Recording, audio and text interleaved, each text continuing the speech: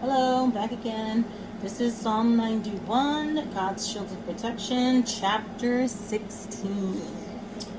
I am seated on high because he has loved me. I will set him securely on high because he has known my name.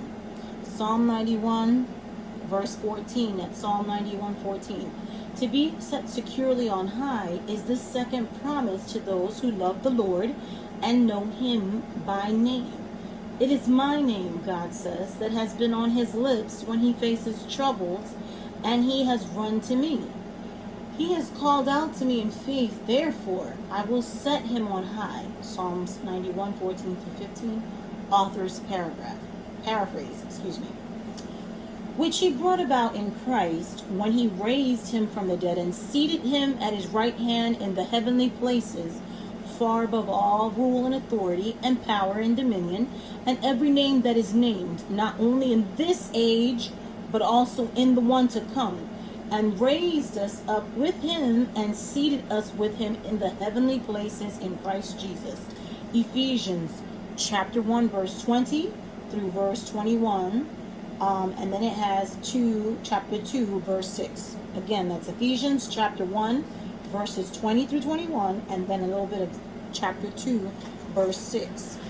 It is interesting that God pulls us up where he is. Things look better from higher up. Our vantage point is much improved when we are seated with him on high. Hebrews 8:11, that's Hebrews 8:11, quoting Jeremiah, who was speaking of the new covenant to come, and comparing it to the Old Testament, says, "They shall not teach, no, to have the knowledge of the Lord." Most people under the Old Testament, according to Jeremiah, only had knowledge about God. They just had an acquaintance with him. However, the writer uses a different word, know, in the same verse to describe our knowledge of God under the new covenant.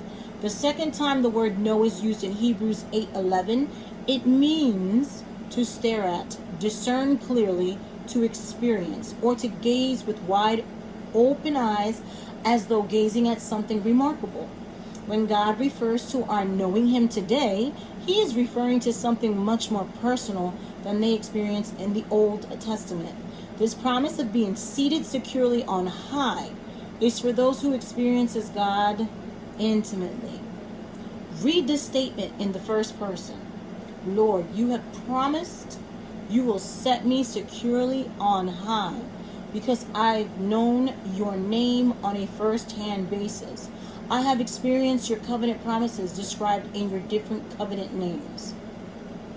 There is no other name under heaven that has been given among men by which we must be saved. In brackets, healed, delivered, protected, sustained. That's Acts 4,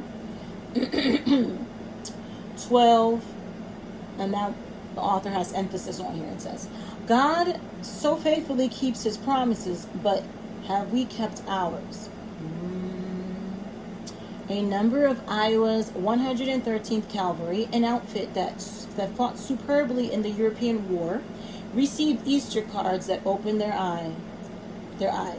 The front of the card included a sketch of a German battlefield labeled Easter 1945, and on top of the word remember in a question mark in large letters. On the inside of the card was a family fireside sketch and the following: well, God did what you asked. He delivered you safely home and set you back on high.